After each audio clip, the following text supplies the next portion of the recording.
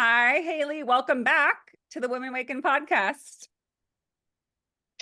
Thank you, love. It is such an honor to be here. I love with you. Me too. Me too, Haley. We are both pretty fired up right now. We just had a great catch-up call or catch-up chat before we started recording. And man, oh, wow, some powerful transformations for both of us. Yeah, Parallel experiences, absolutely.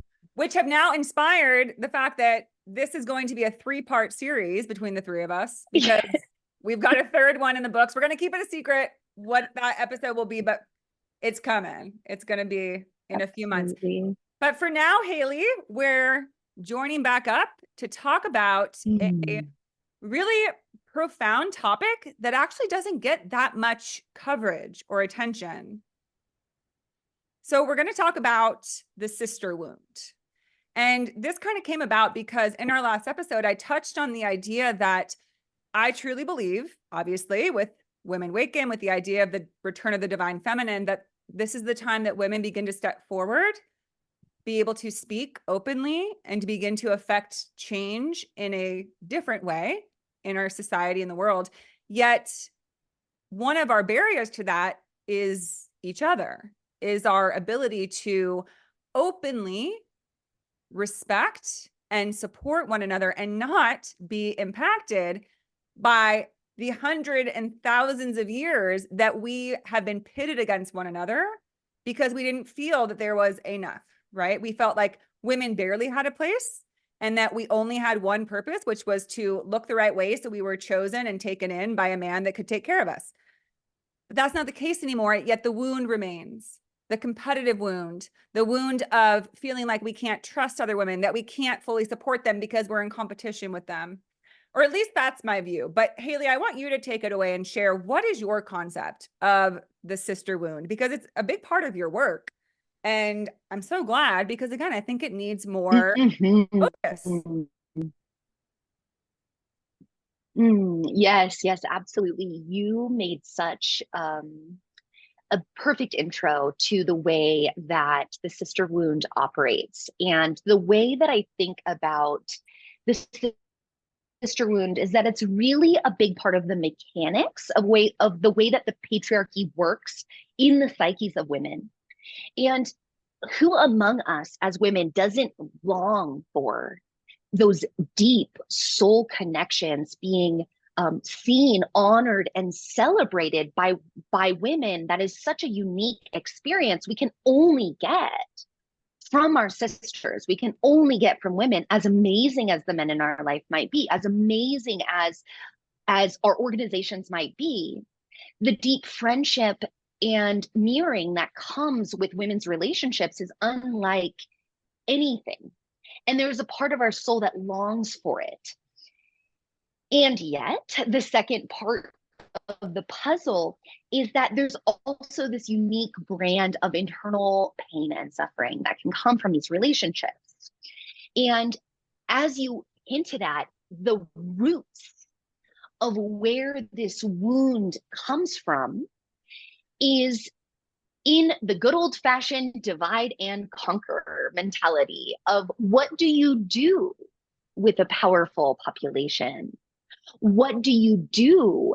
What does the church do in the medieval era with land-owning women who are revered among their communities because they are the healers, the mediators, the leaders? Well, you pit them against each other. And the depth and roots of the ways that, well, just even on a superficial level, like how does this show up? You spoke, it's jealousy, it's a lack of capacity to trust women, a sense that there's competition or comparison, feeling threatened by other women's beauty or success. And of course, leave us feeling really isolated or excluded in female groups. And it can also manifest as what's, gets played in the media as like cattiness or these cultures of gossip or negative talk. And when we see these manifest in our relationships or in our culture, in our media, of course, these are actually just mirroring what the internal dynamics that then get turned back in on ourselves. So as someone who's worked with women as a transformational coach for years and years, and also held deep transformational space in women's circles, these dynamics always get played out internally as I'm not good enough, or even the ways where it comes up where we're judging other women, or we're feeling like our ego's speaking up and we're like, I'm better than her because I have more money, I'm more beautiful, I have this man, or whatever. It's always, if we really unearth, if we really get back to the root cause, the root wound here, it is this sense of like, I'm not good enough. That is so rampant among, I mean, I work with amazing women leaders who have accomplished amazing things. And when we dig down deep, it is a cultural, a deeply expansive cultural experience that underneath all, no matter how much accomplishment we have, there's always this sense I'm not good enough that is being excavated through our leadership, through our feminine leadership, through this podcast, through this moment as we talk about this. And all of it, all of these, the ways that it can show up is just, you know, just this sense of separation, or this sense, I mean, even today, I see this manifest in my own life, even though my whole life has been shifted through the women's circle movement. And we'll really talk about ways that this is shifting in our culture. But I invited, this week, I'm like reaching out to all my amazing women colleague healers that are just, I'm like, I want to share your work with the world, to come and be a speaker in my mystery school. And I even feel like, I even have felt a few times like this little edge of like, oh, but like, what if they take like clients from me? What if they're like better than me at speaking, or like whatever, whatever comes up. And then I'm like, oh, that's the sister wound. Like, it's actually really helpful to be able to label it. As I was going back, reflecting on this episode, I went back to another talk that I had given in my mystery school, and I was revisiting like that circle and the women's responses, and just all the ways that we have been actually betrayed in a very real way, betrayed by our sisters, or that we have unconsciously betrayed, or that we have been judged for being beautiful, or that we have cut down ourselves or dimmed our light so that we weren't that woman who was too big, too beautiful, too sexual, too desired. The ways that we dimmed our light to be accepted. I know that for me, the roots of the sister wound, I have this deep memory that's imprinted in my being from, it was summer camp. And I honestly was probably 6 or 7. I was so young. And I remember in this summer camp, there was like this little group of girls. We're so young. And I remember the leader of the little group of girls, she like singled me out. She's like, you're ugly, or you're whatever. Like, I don't even remember what it was, but I remember I was like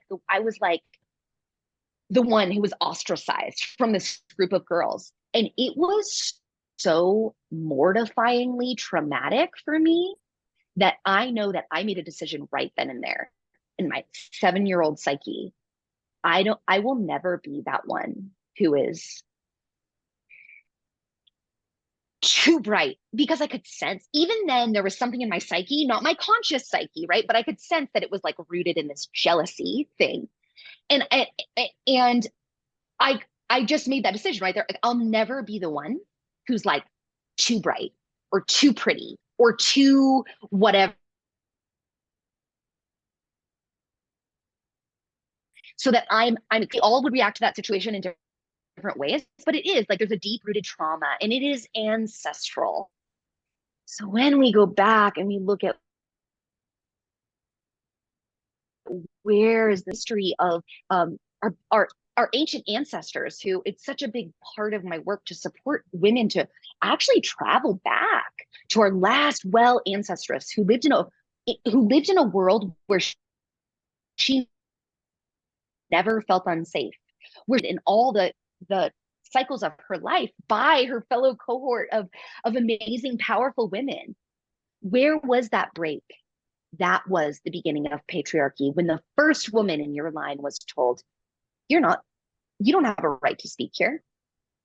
You're not as good as that man. You're not actually able to be in leadership here because you're a woman. And so we're tapping back, we're anchoring into that power of our ancestors who never questioned their value, who never dimmed their light, who felt celebrated in their beauty and their success and their expression, in their power. And of course, as beings who create life, who literally have this power in our bodies to create life, and all the portals that open through these initiations of our life, our blood portal, our birthing portal. I mean, I have a sister who just gave birth a week ago. I was dropping in with her yesterday, and her baby just sitting in pure witnessing of the beautiful milk dripping from her breast, and like just this pure like portal of life and love. And I was like, yeah, it's no wonder that this is fearful to a system that wants to operate on hierarchy, and wants to identify power as power over, because we have these initiations, blood, childbirth, menopause, that literally open up these channels of individual personal connection to channeling spirit into the world in a way that is beyond any logic. And that definitely opens up us to this extreme level of leadership, like an extreme level of oracleship, an extreme level of a capacity to discern truth, a capacity to be truth speakers. And so the mechanics of the way that women have been pushed down and pitted against each other are really so intensely exemplified by the witch trials in Europe, which is not a unique experience. This has occurred in every culture, and in some cultures, this is still occurring to this day.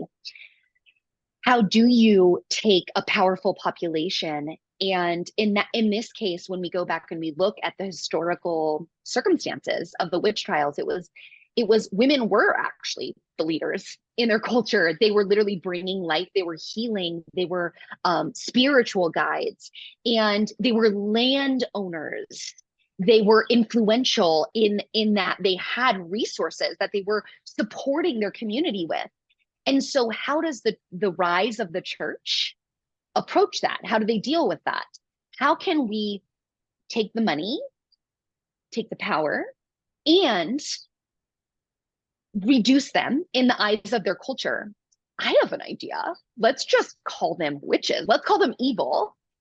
And when we go back and we look at the ways that this worked, this wasn't like a population-led initiative. This was an extremely legal, administrative, highly strategically organized effort by the church, where when a woman was placed in on trial as a witch, her resources and her land was taken in order to pay for the trial.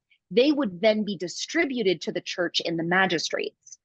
And that was how the women of Europe were strategically disenfranchised. And what happened during that time is, if your life is threatened, if your babies are relying on you to provide for their life and you're being called a witch, the dynamics began of like, no, I'm not a witch, she's a witch. No, I'm not a witch, she's a witch. And this is just one of the ways that this has played out, is that we've actually been asked to fight for our lives by turning against each other. And of course, we don't just see this in gender dynamics. Like this plays out again and again. It's literally textbook as far as racial dynamics, as far as pitting different classes against each other. It's literally just textbook. You divide and you conquer. Take a powerful population, you pit them against each other.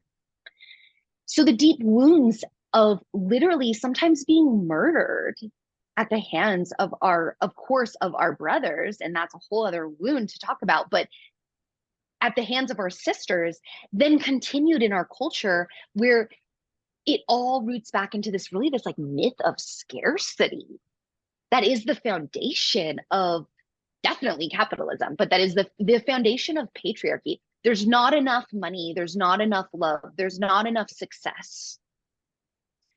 And what we see as women when we dive into our own inner work and we start to unravel the layers of cultural conditioning, both from a social perspective as well as just from an individual perspective as spiritual practitioners, we actually come down to the truth that we live in a friendly, abundant universe that is constantly desiring to show up for us in the ways we need. And even when it's not pretty or comfortable, we are surrounded by a divine force that is constantly inviting us to up level and to grow and to open our hearts and to de-armor so we can experience more and more and more love. So this is really where the women's movement meets the spiritual movement is when it comes to the sister wound.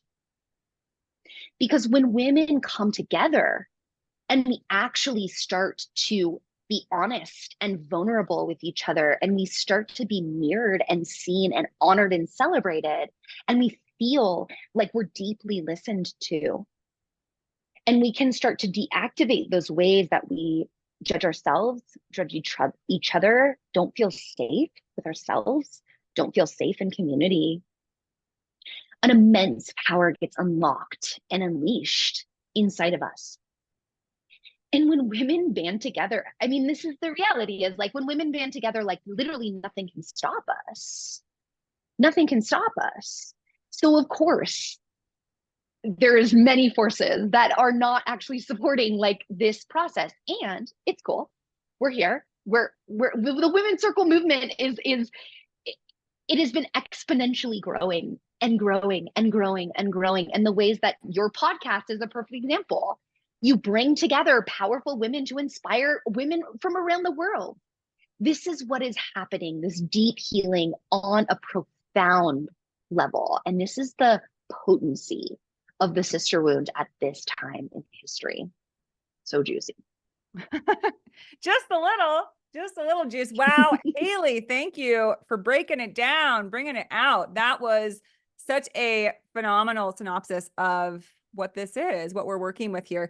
And I love it because it really is a hopeful message. I don't think it's any longer a tragic message of, oh my gosh, look at what this is, because the shift is happening. The work has been done. It's being done. The awareness came about. In any situation, the first step towards healing something is to identify it. First, you have to see what you're working with. And I think for a long time, women blindly didn't know there was a sister wound. We just knew that we were actively trying to fight against each other and compete and unfortunately act in as a man because we were in a man's world. So we said that we were bringing forward feminism, but in a lot of ways, that was just trying to fit into the male frame and be powerful that way. And it's not to say we weren't still damn powerful and made some fantastic imperative changes. Yet now we've come to this new awareness that it's so much bigger than that, which is what you described, is that it is a tale as old as time, is that if you don't want people to be able to fulfill their true potential, you hit into their fear. You hit into the crux of themselves that says, well, maybe you're not anything. Maybe you're not capable of this, and you disempower people, or you try to, but you can't keep a good woman down. That's been coming up for me. Again, we're going to have our third episode together is going to be more about like the individual journey of surviving devastating heartbreak that we take personally. But I've been going through that recently, and I've been telling myself that is because I've gotten back up after many trials and tribulations, and you can't keep a good woman down because we are able now to see this isn't personal. I think I think the sister wound has to do with taking things personally, right? That girl at your summer camp, we've all had that girl in our life that was the first wound, that was the first hit into our psyche, into our self-awareness, into our self-concept that said, oh shit, you're right. I need to stay small. I'm nothing. Who am I to think I'm anything? And there the seed is planted. And again, at a bigger level, absolutely fundamentally, for a long time now, the power of women has been very much known, and the danger of a dangerous woman, and danger just means huge potential. There's huge potential here, so you better look out. Dangerous can be a very fabulous thing. And that's what's coming.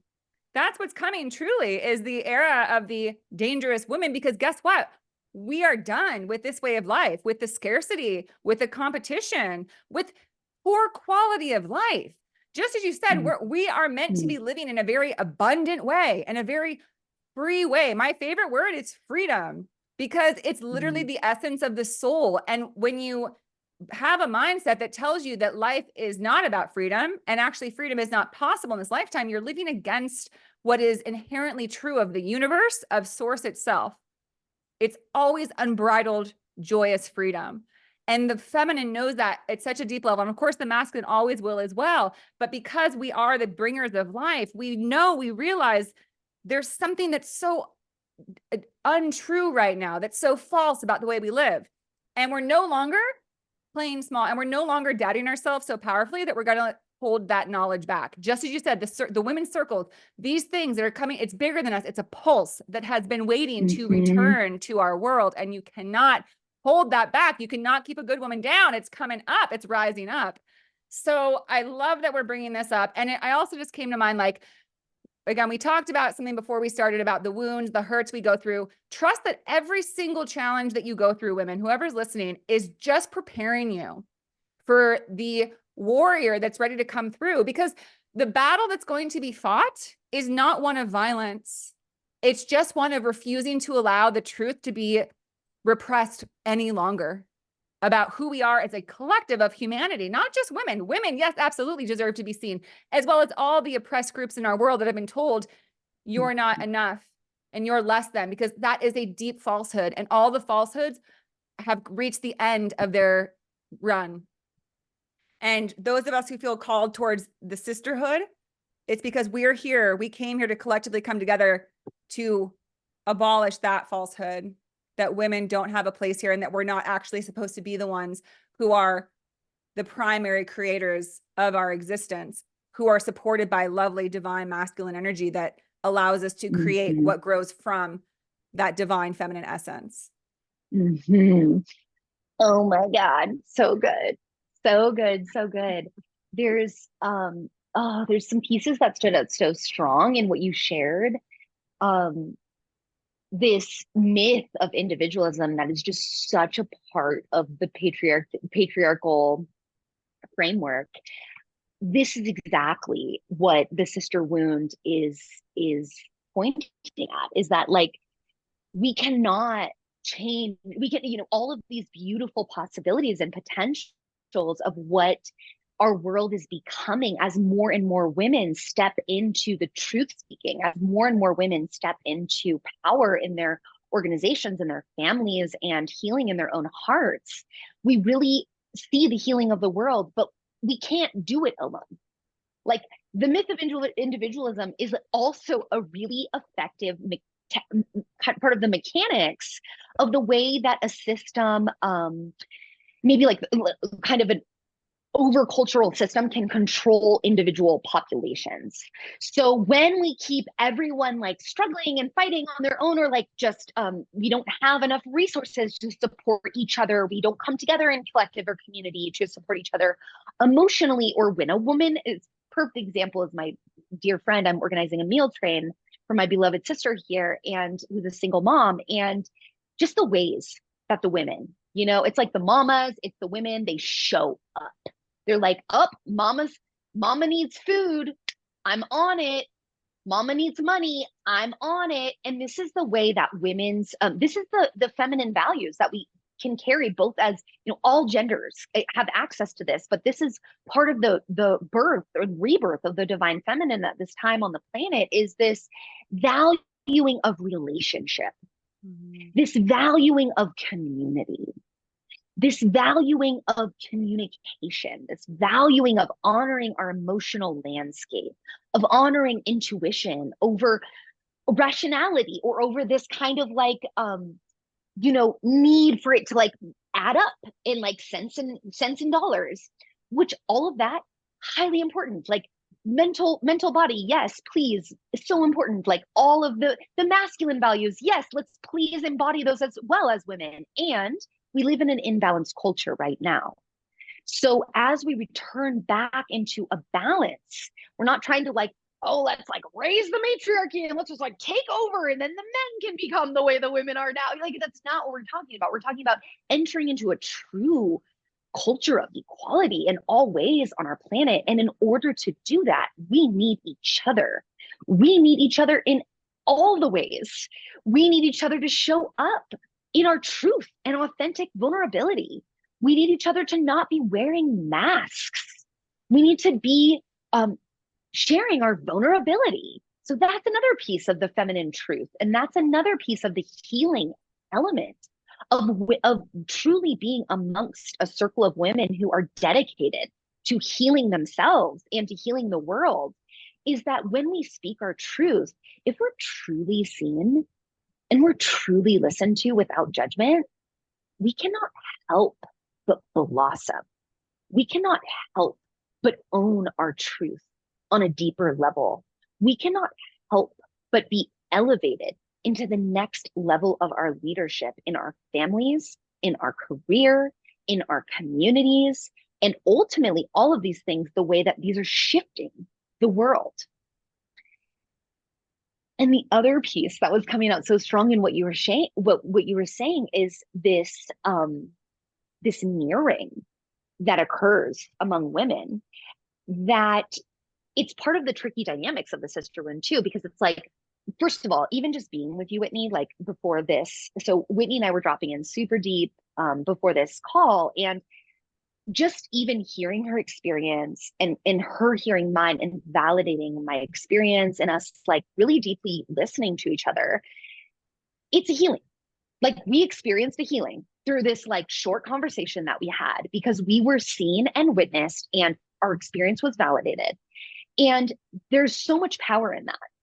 So this is the positive mirroring that can occur among women. And what the sister wound is pointing to, and actually what's underneath the sister wound, what's underneath the jealousy, the comparison, the cattiness, the gossip, is actually what's called, what can be referred to as negative mirroring. Or actually, I wouldn't even say that, just it's another version of mirroring or projection. So that we have parts of ourselves, parts of the aspects of our wholeness, parts of the aspects of ourselves as every point on the wheel, as every season, as every archetype, as every part of the moon cycle that we are uncomfortable with. So when we look at the way that archetypes and goddesses have come in so strong in the women's movement, and how important that's actually it, like how much that has served as a key. I can speak for myself, like learning about the goddesses was like a huge global goddess mythology has been a huge healing and rallying cry for me, and it has helped me to own so many parts of myself.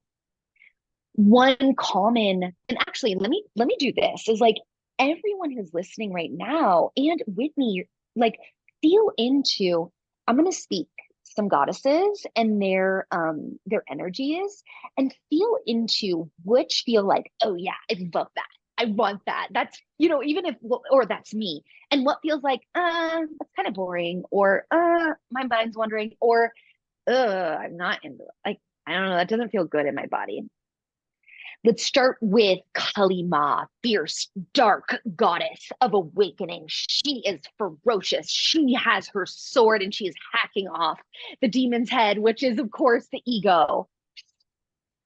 Feel into Aphrodite, divine goddess of sensuality and sexuality, beauty. Feel into Artemis, the great tomboy goddess who is roaming the forest with her bow and has all the animals all alongside her. Feel into Kuan Yin, the epitomal mother goddess of compassion, gentle, gentle, ever forgiving goddess. Feel into Lakshmi. Bitch got bills. She's got money for days, bringing in the abundance. Feel into Durga, the great warrioress. She who has 1,000 arms and 1,000 weapons for any different situation. Discernment. We can also just bring in like our day-to-day archetypes. Think about the businesswoman or the successful CEO. How does that land in your body? How does that, what does that bring up? Is that like, ooh, yeah, that's me. I like that. Or is that like, yeah, she's sold out. She's not, I'm doing the other thing. I'm doing the healer thing. Think about the stay-at-home mom who's in pure devotion to her children and who's the soccer mom. Like, how does that, what comes up in your body around that? Think about the like latter years, like out at the bar, single woman who's like getting her kicks. She's like making love with beautiful people. And these are just like a few little drops of like the rainbow of expression of the things that we are. And wherever you were triggered in those things or bored, that's most likely the places where you're going to be judging other women, the way they look, the way they live. And really what's happening is those judgments are actually just parts of ourselves that we haven't yet fully integrated or fully owned. I see this so often. I work with women around multiple areas, but so often I support women to really reconnect to their sensuality, to their sexuality, to their femininity. Because as you said, Whitney, we live in this culture where we've been literally the masculine qualities within us have been celebrated. We've literally been taught to be as close to the masculine values as possible. That's how we've been rewarded. And so when I support women and when women enter into mystery school and when women enter into sacred circle together, those ways that we, hear about other women's, we see their beauty, or we see them with their low top and their cleavage, or we see the ways that they are just like super committed to their work, or we see them with their like big bank accounts or whatever it is. And then we get triggered and we get judgy. It's so powerful. This is like the most powerful thing we could ever experience, because it's literally the universe being like, oh, that's exactly what you need to heal within yourself. So not only are the women around us, when we enter into a circle with sacred women who are like in this devotion and this commitment, not only are we mirrored by being celebrated and honored in our truth and our vulnerability and our expression and the liberation of our throat chakra, but we're also healing by being triggered. Like we need to trigger each other. We need to trigger each other, because every time we're triggered, it's an opportunity to see where in the past is something wanting healing. And as personal as we all want to make our own like traumas and our own wounds, they're not personal.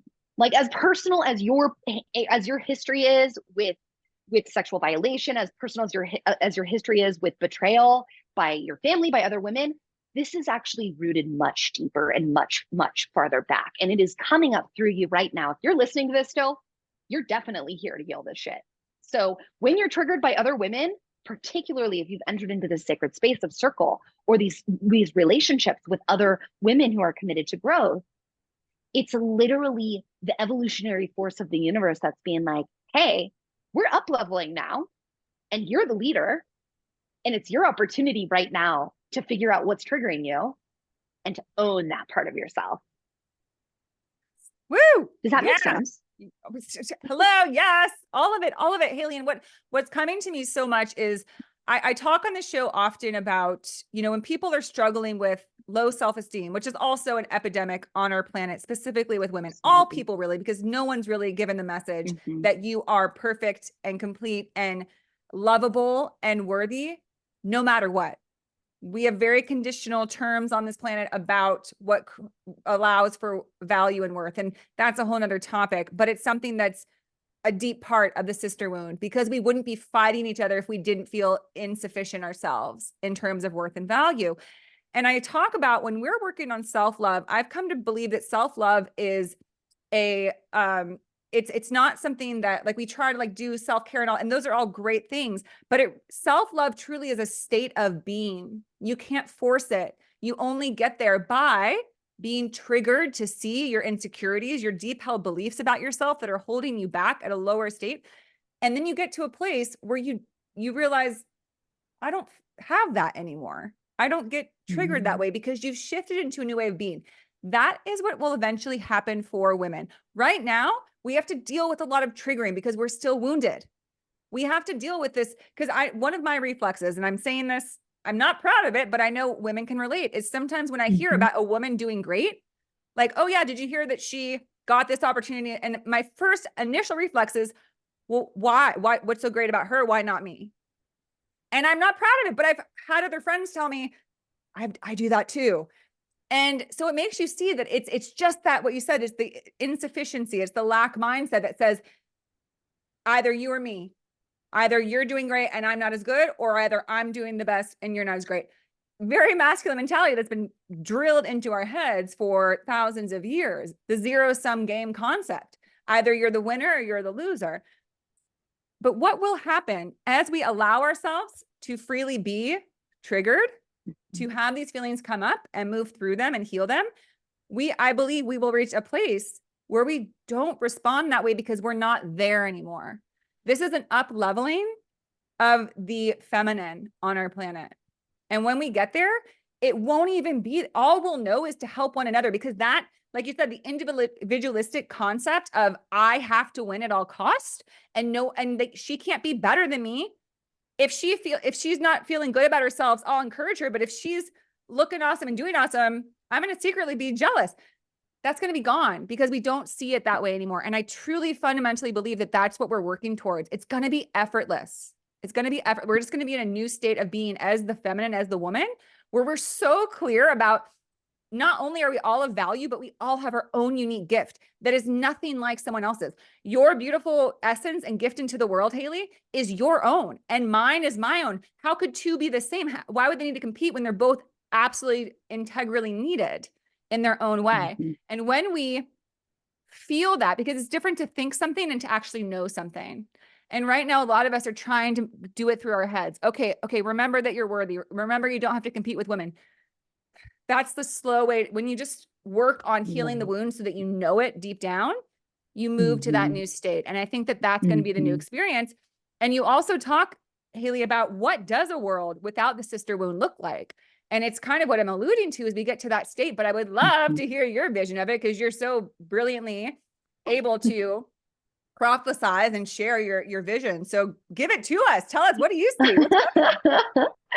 Oh my gosh, you made us, you set me up really beautifully there, because it is so true that this healing is occurring on such a deep level, and I've seen it in my own life and psyche, and I so appreciate you speaking your experience. And like I said, I spoke mine as well. It's like, yes, those things are, those things pop up. And I'm so grateful to have a label like the sister wound, like the witch wound, like the mother wound, to be like, oh, I see, there's that pattern.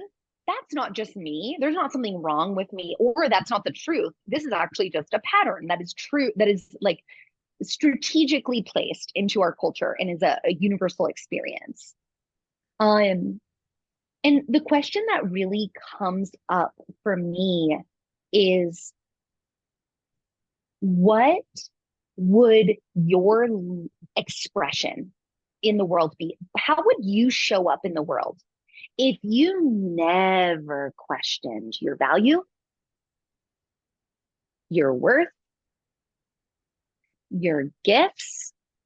If you never questioned that you were the essence of God, Goddess, if it was beyond all doubt that you are here for a reason and that your unique expression is part of this imperative global puzzle of healing and transformation on the planet, if you never questioned that you were the essence of love, what is that power? How would you show up in your life with that power? And that is what I see occurs. We get closer and closer to that as women when we step in to sacred community with other women, like we're doing in this moment together, and like every person who's listening to this podcast is doing by engaging with this type of material, with this type of inner work. When we place ourselves in environments that allow us to explore these wounds that we carry as women, and allow us to heal and to really celebrate our journey together, and to be witnessed in our healing and our wounding and the truth of our experience, we start to step more and more into feeling valid, valued, and honored in the expression of our power and in the expression of our truth. And we get to the truth of power, that power isn't having more than someone else. Power isn't what's in your bank account. Power isn't what how many people work under you, or how as if there's like this competition. I think for me in my early years and in high school, like I felt like there was this competition of like, it was like I was constantly in like a beauty pageant competition with like every other girl who was like in junior high or high school, and I think that lives in a lot of us. And I mean, part of that is my mom literally put me in beauty pageants as a child, which is one of the most abusive things you can really do to a little girl. But the fact that that even exists in our culture is like an interesting topic. But as we are honored and celebrated in sisterhood, these parts of us begin to be unveiled, that we stop questioning not only the competition piece, but we stop questioning our value. We stop questioning our worth. And I love Jean Shibota Bolen's quote. I don't have the full quote here, but it's in her book, The Millionth Circle. She talks about how it is that turning point. It's like once we've hit the millionth women's circle, like that's the moment when the culture will shift. And it has already occurred, sisters. Like we are past the millionth circle. I mean, myself in my life, I've probably sat in at least 100 circles and hosted or sat in at least 100 circles. And I invite us all to like create our own little women's circles, or to just define those individual sisters that we can drop in deep and speak our truth without them needing to fix us or give us advice, or feeling like we're judged or not listened to.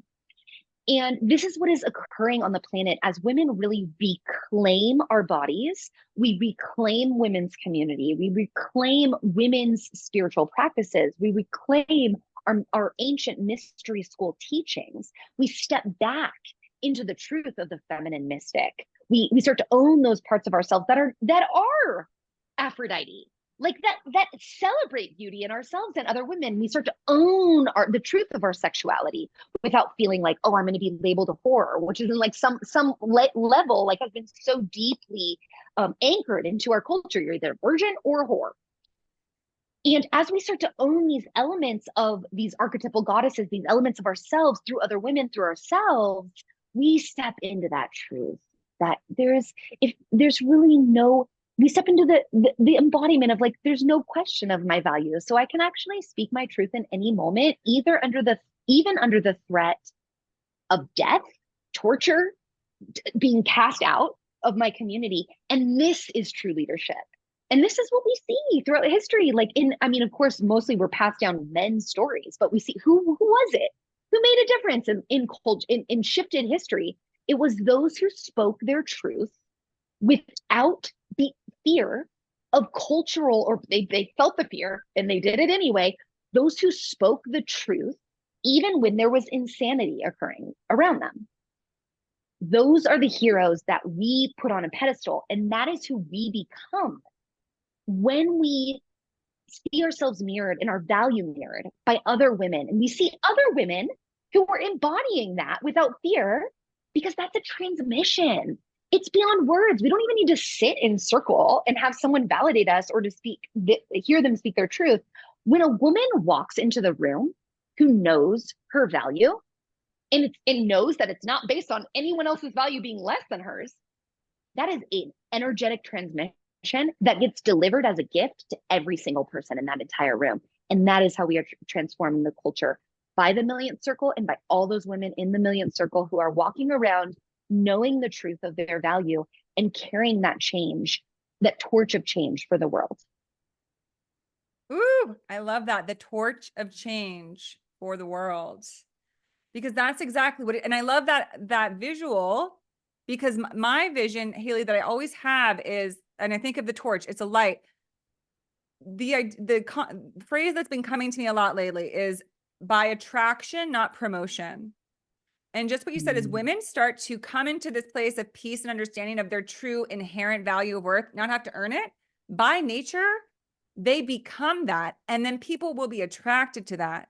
And that way of being and living and that form of feminine leadership is not going to be forced upon others the way that the masculine forced it upon it because it only knew that way of doing it. In a healthy way, the masculine is a protector and a provider and very, very stoic and calm about the way it leads, but we've seen a different regard because their vision was skewed because we didn't know who we were yet as humanity. We're realizing who we are as humanity, and the feminine just in time is going to be that torch that is just being a different way, that's beginning to lead in a different way. And it's not going to enforce it. It's not going to push on anyone. It's just people will be drawn towards it and they'll say, that looks nice. That I align with, because what it's going to encompass all the beautiful tenets of divine feminine, which is people being able to feel safe and secure and unconditionally loved and regarded and included and collaborating with one another and taking care of one another. And they're not going to have to preach it. It's just going to be naturally what people are drawn towards because it's a beautiful thing. And a beautiful thing doesn't have to prove itself. And women are beautiful things. And we never had to prove ourselves. And that's, oh, this just came to me. And it's such a big part of the sister wound to allow for the grieving, because there's a lot of fucking grieving that has to happen before we really step into this new chapter, because we lived in a falsehood for fucking thousands of years that was devastating to our soul. Just like, again, you and I just talked about, when you get your heart broken and you think it's about you, and to the depths of your soul, you feel like somebody hated or hurt you because you weren't good enough. It's devastating. It's brutality to experience that. But it was never true. But women have experienced that. So grief, the crying, the releasing, that's also what happens in circle, right? I've been in circle as well and hosted my own, and the emotions that are able to come through are so profound and powerful and so needed. So to whoever's listening, that's such a big part, is allowing yourself not to say, okay, I'm going to fast forward to being totally self-loving and in my higher feminine. First, you got to allow yourself to just sit with the fact that we've lived in a place of despair and deficit and not knowing our worth and value for so long. And it's been so painful. Because again, to bring it back to the girl at your summer camp, I had those girls too. And I thought it meant that there was something wrong with me when people said those things to me. And something being wrong with you means that you don't matter and you're not lovable. And that was so hard to believe when I didn't have any other messaging otherwise. So we have to grieve it before we can really release it. And then we're in that place of just knowing what was actually true the whole time and what we can actually be with now. The truth we can be with and know so deeply that we just radiate it like that torch and attract others to that. Oh, so beautiful. So true. I think you're pointing to the inner healing that is, when you speak about the grief work, it's like, this is part of the inner healing that as women, we are, it's not just like, you don't just heal the sister wound by like walking into like a group of women, like, because we're all carrying our baggage. And in order to, part of de-armoring and being authentic in a community of other women is like feeling your feelings and the ones that are icky, because those are the ones that are making you judge yours and others. And those are the ones that are bringing that are having us repress certain parts of ourselves so that we judge others, or those are the parts of us that are just in like really poor communication habits, because that's what we learned from our mom. And our inner healing work is absolutely an imperative part of this whole healing of the sister wounds that we're talking about. They go hand in hand. And one part of that is that you were speaking about is like celebrating the gifts of the masculine within us, like the gifts of the healthy masculine, because we've been shaped by a culture to embody um unhealthy masculine. I mean, we live in a highly unhealthy masculine culture. And so when women actually reclaim, and this is like such a huge part of all the work I do with women and a huge part of mystery school, it's actually reclaiming our inner masculine and reclaiming our healthy inner masculine. Because when we can feel our feels without either collapsing or pushing them away, but we can be like, I have a stable, steady base. I'm stable and I support myself. I love myself. I hold myself in integrity so that I can allow the truth of my emotions to move through and to shift and transform my being. And I am stable and strong enough that I can feel my soul moving through. And I provide for myself enough so that I actually have some spaciousness to do this inner work. When we can own these qualities within ourselves, not only is our feminine liberated, and not only is it automatically we show up more authentically with other women and in the whole world, but also the masculine is shifting on our planet from unhealthy shadow elements of war, violence, over reliance on the mental body into, like you said, what are these sacred qualities of the staff holder within us and within men and within all genders? What are these qualities of he who holds the safety and the stability for us so that we can be in our full expression of creativity, birthing life through us, through our emotions and expression and our dance. And this is universal for all genders. So I'm speaking this to the men as well, as like reclaiming, such a big part of men's work is like reclaiming the healthy masculine as well. And they have their own. I'm good friends with a men's coach, and it's like, I was shocked to hear about the ways that the brother wound is so deep among, it's like also part of that work is so deep. And I hadn't known anything about that. And then I'm like, oh, that obviously that makes sense. When we heal this in ourselves, we're healing each other and we're healing the culture. We're healing all genders. Yes. Yes, absolutely. And it all facilitates the other, right? Where it's all, once one happens, it's just this natural response that all are being attended to. So we really are coming into this huge, gigantic healing. And I think so much of it comes at first from connection and conversation. That's why I'm such a believer in the spoken word, in the podcast, in sharing, in circle, because that's where it begins. It's not where everything is solved, but it's where it begins. And I just had a vision when you were speaking about sitting down with men and asking them, do you feel like this is working and why? Like the old way of the masculine way, and really hearing people out, because we can't dismiss what people feel in their hearts and what they believe. People's beliefs are strong and we can't just dismiss them. So we got to bring everybody into the fold, because just as you spoke of earlier, the rise of the feminine is in no way about drowning out the masculine. It's about saying, how can we come together in this harmony and balance so that we're both offering the best of ourselves, what we do best, what we are able to offer at the highest, for the highest good of all. And that comes from conversing and exploring what's keeping men at this time from acting in their divinity, what's keeping women, because there are so many remarkable studies done where people of completely different backgrounds and beliefs and concepts come together. And when they're able to share freely without judgment or cruelty, they all just open and are honest and come to a connection with one another. Because it reminds us that we are not our thoughts or beliefs. We are humans at nature. And I truly think that that's what's happening. And another word that came to mind as you were speaking, it was like all hands on deck. Because you said you have a friend who's a male coach who I actually think you connected me with, and she's going to be on my show, and I can't wait. Because that's such a profound thing, is a woman who has insight into the masculine wound, the brother wound, because that's real. That's very real.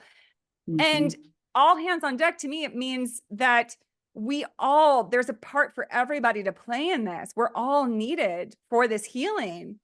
And when we open our ears and our hearts, we'll know what we're being called towards. Yeah. Yes, absolutely. So Haley, I'm so grateful to you always, but for coming back on the show, for sharing your wisdom, your insights into this sister wound. It's such an important topic. I haven't gotten into it yet on the show, so I can't tell you how grateful I am that we got to have this episode together. Thank you so much. I always love dropping in with you, and I love the way our conversations always unfold into these like super like big, expansive, beautiful things, and then we keep like regrounding and like our emotions and experiences and stories. It's like such a beautiful dance. I so look forward to our next episode, our heartbreak episode. Round three in a Round couple months, 3, maybe it's on. I'm feeling like maybe the fall or something, or late summer, we'll be able to get into that. And who knows where we'll be then. We'll be ready to talk about the 4th episode, because we'll have new experiences, because that's what's beautiful about life. It's always giving us delightful gifts to help us learn and grow. So I hope everybody from this episode can take home to embrace those gifts, even when they seem challenging. Just reach out to your people, your community, the podcasts that offer insights, comfort, because we all need that right now to keep us going, because you can't keep a good woman down. Absolutely, especially when we're standing behind each other and lifting each other up. Beautiful, beautiful. All right, my dear. Connect with you soon. Take good care. Yes, Bye. thank you.